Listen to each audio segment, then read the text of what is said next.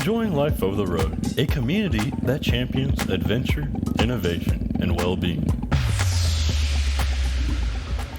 Welcome to Enjoying Life OTR. My name is Cindy Tunstall, and I'm your host. Today our guest is April Rorie. She's a fairly new driver, and we had a great conversation. We talked about her first time driving in the mountains, some challenges that she's faced while OTR, and even a favorite app that's really been making life easier for her on the road.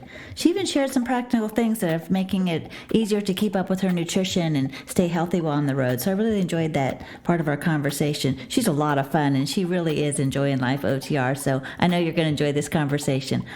Welcome to the show, April. Hi, Cindy.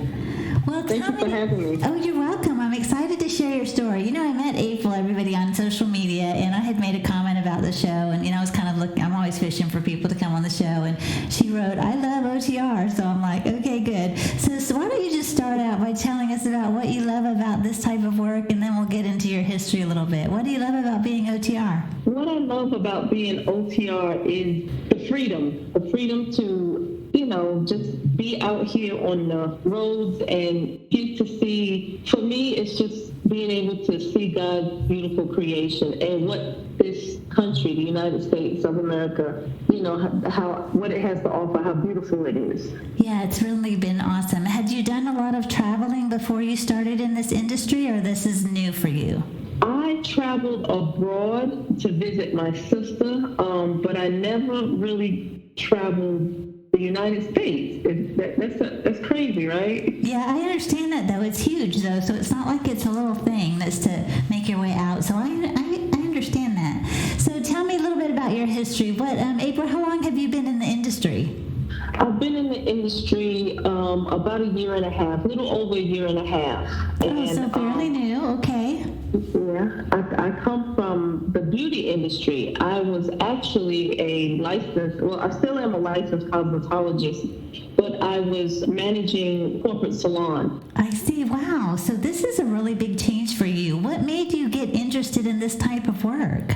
Well, my nephew has been driving a truck for the past 7-8 years, and I was always fascinated at him pulling up on the big 18-wheeler truck and getting up in the cab and looking at how things look. It was just interesting to me. But when COVID came on the scene, the company that I was working for, working in the salon, it just changed everything. So we went into quarantine, no businesses were opening, and then when it started to slowly open back up, we had to change how people come back to the salon and work, and we lost a couple of stylists because you have the social distance, and then we were working, and I'm going to say about 4 months into being back, they decided to end my position as a salon manager. Oh, wow. Yeah.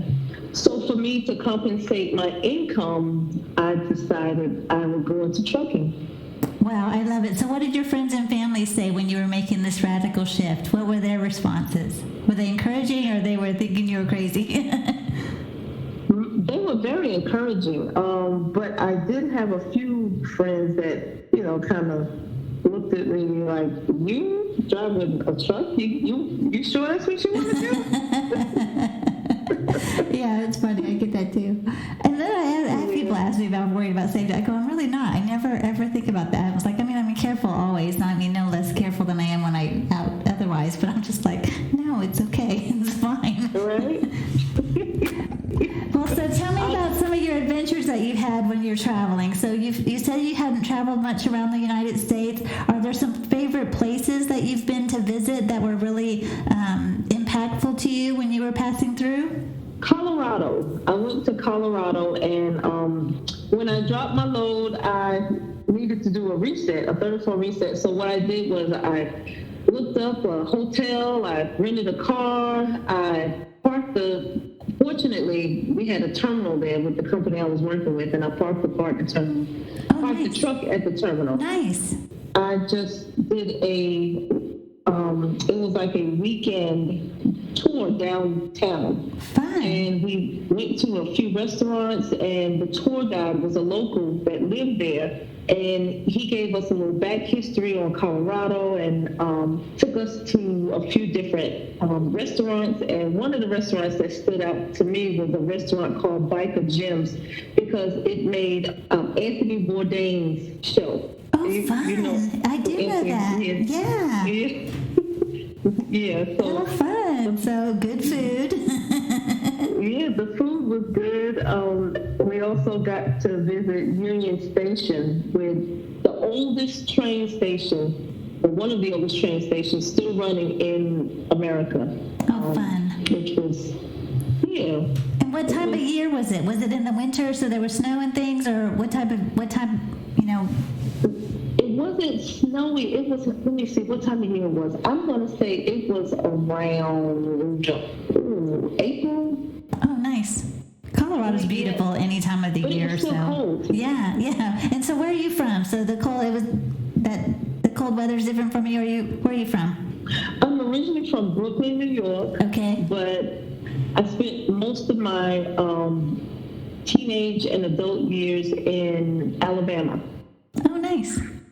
I'm from Pensacola, Florida, so I think we talked about that on my show. But so I was like, yeah, you're a Southern girl. Yeah, I'm a Southern girl.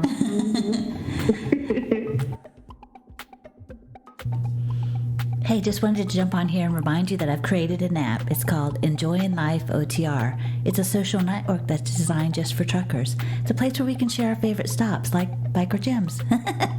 Anyway, hop on there, share some of your favorite places to stop. I'm hoping to have something from every state in the nation, so hop on there, see what you think. Can't wait to connect with you there. Enjoying Life OTR. Well, so tell me about your the pace of your schedule. What type of I want to hear about what type of truck you're driving and what type of freight you usually carry. Okay, right now I am hauling perishable items on a reefer trailer. I'm currently driving a freight shaker. But my favorite truck is a Peterbilt. The last truck I had was a Peterbilt, and I was pulling dry van. But I think I'm going back to dry van. What's making you want to make the switch? Fuel prices. Yeah. It's crazy. Yeah, it is. It's insane. It is. I don't understand what's going on, but it's insane. You're right. I know. It's just like every time I fill up, I'm just like, I never in my wildest dreams would think I'd be paying this much for fuel. It's so crazy.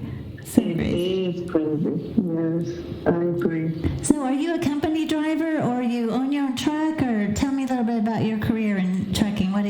Well, I started out as a company driver, and I was a company driver for about 11 months, and I wanted to do something different, so I went to a company out of Chicago to lease a truck, and I've been leasing a truck since then, so. Nice.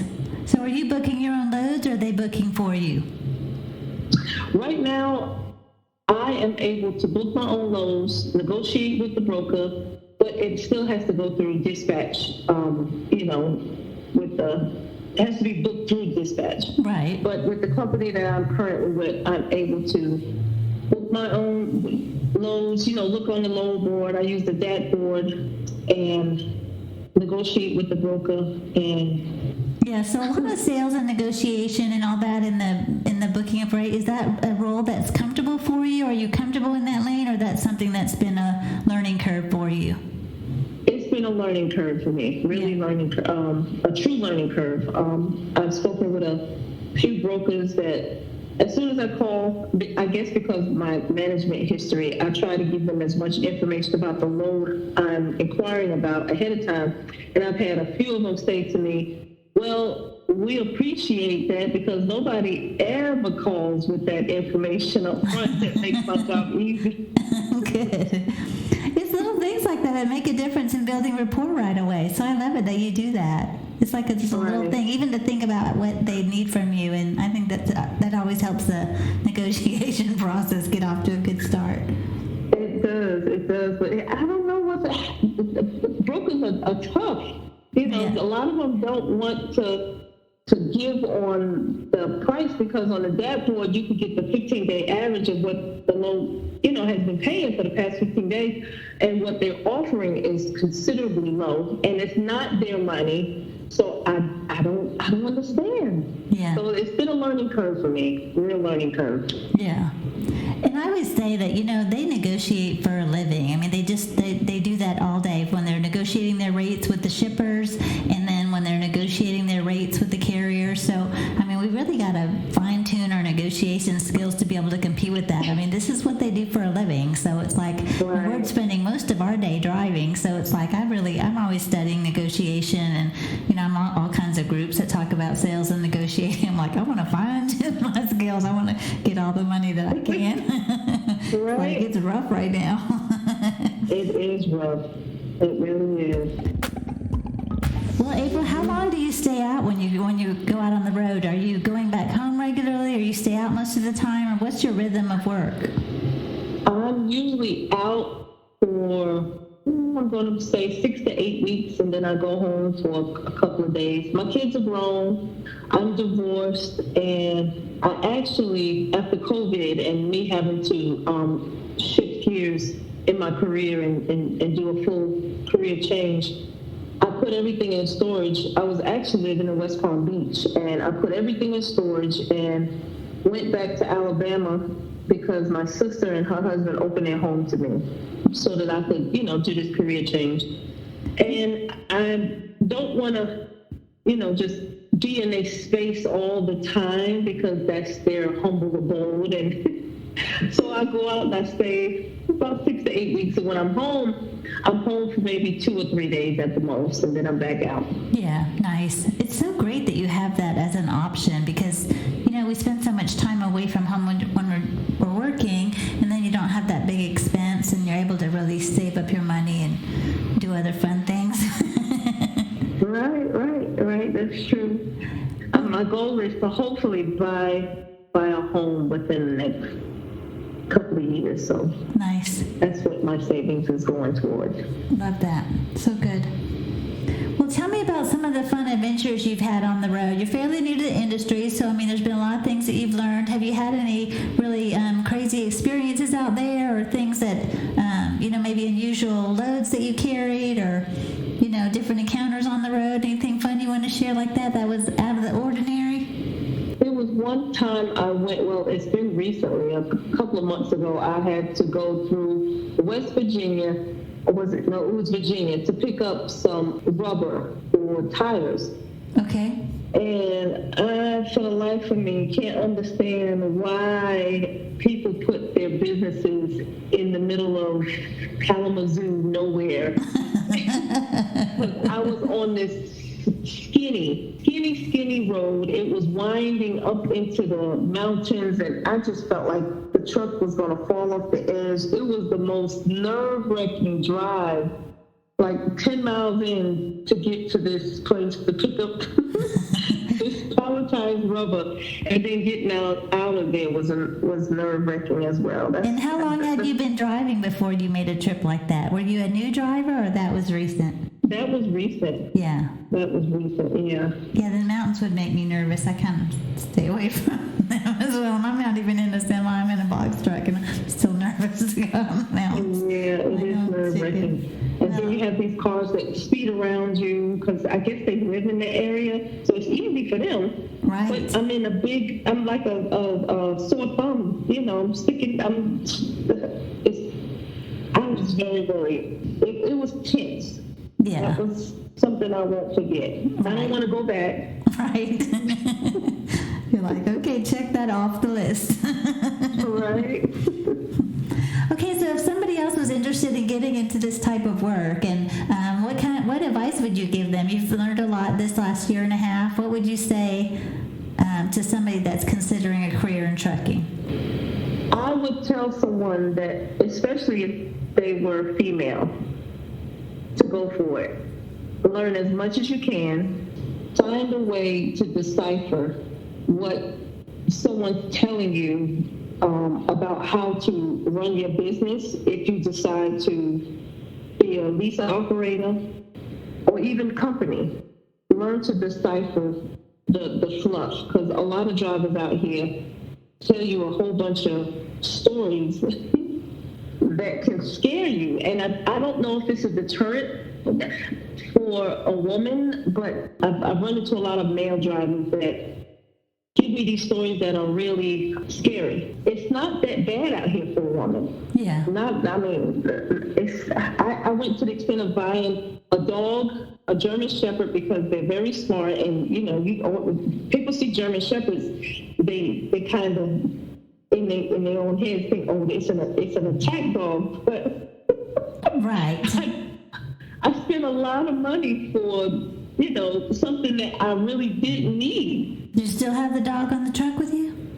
No, she was so hyper, and she was growing fast, and I didn't. My heart wouldn't allow me to keep her on the truck because she needed space. Yeah.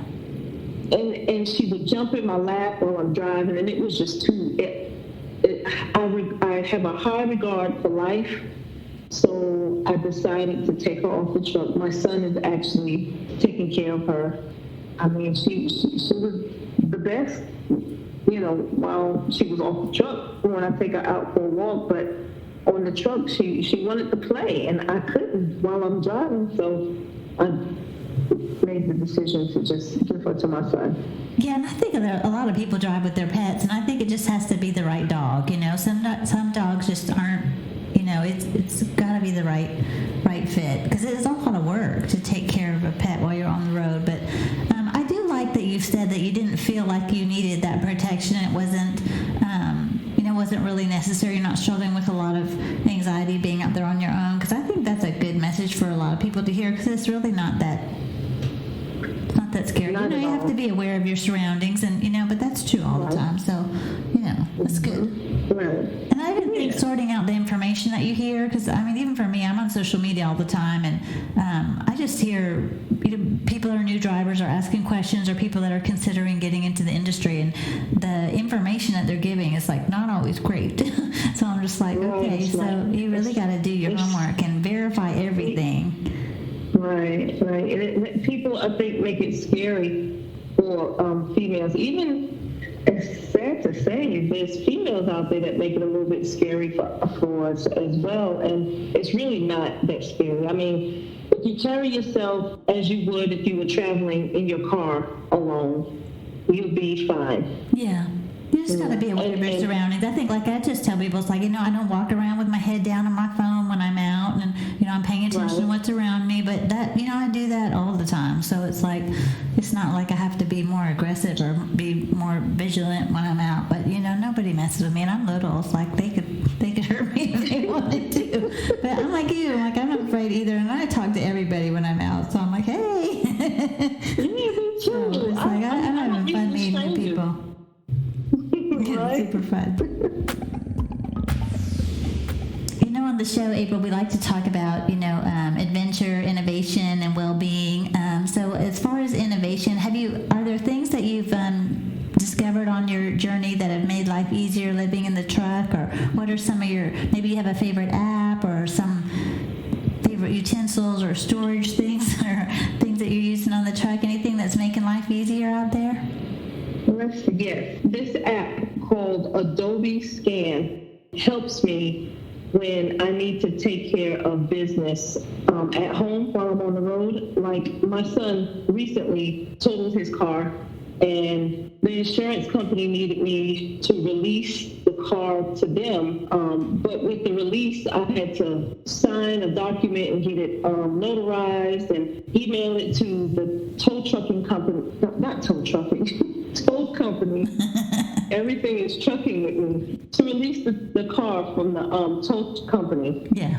And this app made my life so easy. I thought I was going to have to go home and, get off my route and just mess up my whole flow of driving and making money. But I downloaded the app, went to a UPS store where they had a notary, typed up the paperwork, I signed it, she notarized it, and I'm like, how am I going to do this? And she suggested the scan app. So I scanned the paperwork, emailed it to the tow company, and the insurance company was able to get the car and cut the check, and it just made my whole life easy. Yeah, I use that app as well, and I love it. I was in the beginning, I was like, do I need to print these rate cards and sign these? But I'm like, no, Adobe will do everything. I'm like, I love that app as well. I'm like, I don't know how truckers live without this. I'm a big fan as well. It just helps so much with your paperwork and keeping stuff organized, and I don't have to fill up all my phone with all my stuff. I can just keep it on there. It's great. I love that. Okay, so let's talk about your well-being on the road. How has it been, like, staying healthy? Are you having a struggle with staying healthy and making good food choices? Are you cooking a lot on the truck? Or how's that journey been for you? Before coming into the trucking industry, I had a really, really good workout routine. I had a great meal prep routine. Trucking has made it, trucking is tough when it comes to that aspect of my life, but after ironing out the kinks, I got an air fryer. I use a skillet. Some people don't like the skillet. I get it because it's big and bulky, but it works for me because I can actually do my broccoli, my broccolini, my broccoli wrap. I'm big on green vegetables. Yes, it has been somewhat of a difficult transition. Before coming into trucking, I had a great workout routine. I had a great meal prep routine. Meal prep and actually exercising while I'm out here on the road is a little bit difficult, but I here lately have made much more of an effort of trying to plan my meals out. While I'm riding down the highway, I think about things that I can purchase. I was speaking to my headset and asked my headset to make reminders of things I need to pick up while I'm at the grocery store. And I'm a big green vegetable eater with, very little meat. I'll eat poultry every now and again, but I'm mostly a fish eater. Yeah. But exercising, I'm finding right now, is my biggest challenge because I'll get up early and start my drive, and when it's time to shut down, it's kind of late, and if I try to walk around the truck stop, with the semis coming in and out, it poses a risk, a danger risk. So I'm still working out in my own little head and space, excuse me, how to get some workouts in. I do have a jump rope, but the thing with the jump rope is the trucks are so parked close together, I can't get beside the truck to jump, and I feel awkward jumping in front of the truck because there's people watching out there. Right. Yeah, I wouldn't like that either. It makes me feel awkward. So. Yeah, and the truck stops are so nasty. It's like, it's like, I don't know my jump rope to touching that floor either. It's like, I know. That pavement is nasty. It is nasty. We know what they drop on these pavements. I know. Right? It's so gross. I'm like, yeah, jump rope would not be ideal at the truck stop. Maybe if you're at a rest stop. Yeah, but I've taken the jump rope out and I've jumped with it, but I have these Clorox wipes that I wipe the jump rope off when I bring it back in the truck. So. Yeah, that's good. Yeah. Terrible to think about that, but it's the reality. It's like, it's gross.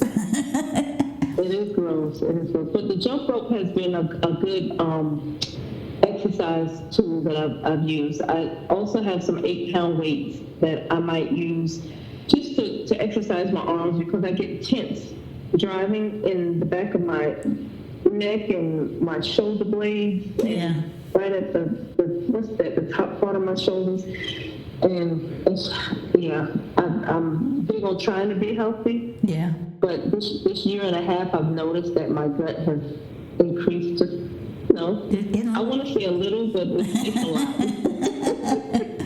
Well, even trying to find some time to stretch in the truck, because you could do that. That's helpful too, to work out some of the kinks, and makes me feel like I'm, at least getting to stay flexible a little bit. So it's like, it's rough, and our days are long. You and I both had a really long drive today, and it's at the end of the day. It's like, I don't feel like working out.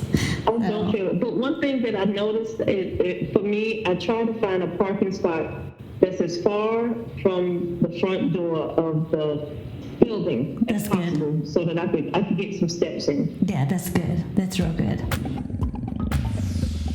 Well, any other fun stories you want to share about, any unusual experiences you've had or fun places you've been able to visit before we wrap up?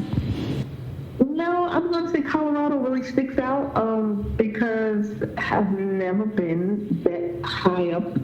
The elevation is really, really high up there. Yeah. Do you have any problems driving up there? No, good. it's not as bad as people, or I would think in my head. I had this perception about the mountains, but it's not bad. That's good. That's good.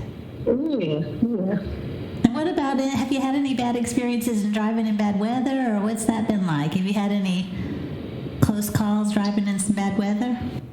This past winter was scary because it was my first winter. I just take it slow, and if I'm uncomfortable, I get off the highway. Yeah.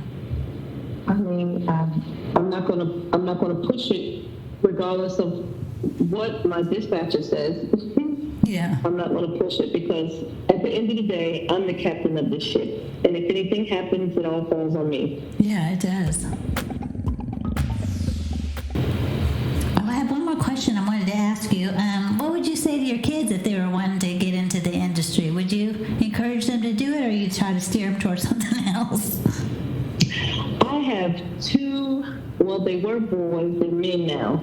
Yeah. My youngest one is 28, and he actually has his CDL. He doesn't use it. He's a social butterfly, so I concluded that being on the road is not for him, because he would be by himself. He can't really socialize. He has to be around, he loves being around family. He loves being around his friends, and this is just not for him. My oldest one paid for CDL school training, but he has yet to complete the course. Yeah. Which to me is a waste of money because he's doing something else right now. But he paid for it, and he's not even trying to finish it. I don't know. I would encourage them to go for it because it's a very rewarding career. Although the rates are not as great right now, but who's to say? Things change. Right. It'll turn back around. It will. I'm very optimistic. Yeah, there's just always ups and downs. We're definitely in a rough patch. The rates are bad, the fuel's high, and parts aren't available. It's like a lot of challenges right now, but it's good that they have that. It's like they can always they can look into it later. So it's good. Well, what are your plans for this next coming year? Do you have any big things that you want to do, or you have some good plans for the upcoming year? Upcoming year, I'm just gonna try to remain steady on this path. I would love to get my own authority, but that's later on. Yeah. That's later on. Yeah. I kind of talk to people. I have my own authority, and I have some beginning, but I'm just in box truck. But I think the time now is it's just not a great time to do it. I think that the being, riding on somebody else's authority, and it's just the expenses are high, and it's not that much to pay out to be on somebody else's authority, and might as well just take advantage of the relationships that those people have. I think it's a good thing to kind of just have that network available to you, because you are a little bit more limited when you're only truck on the authority. So it's something you can always do later, and you're learning a lot. Every day you're learning new things, and there's no rush. You can always do it later. So, well, thanks, April. I sure appreciate you, and I hope you have a good evening. You're welcome, and you have a good evening as well. Stay safe out there. Yeah, you too. Enjoy your evening. I know you're tired, so I hope you get some good rest tonight. Yeah, thank you. Okay, take care, my friend. Check out our app, Enjoying Life OTR. It's a social network designed just for truckers. Look forward to connecting with you there. Well, y'all be safe out there, and by all means, enjoy the journey.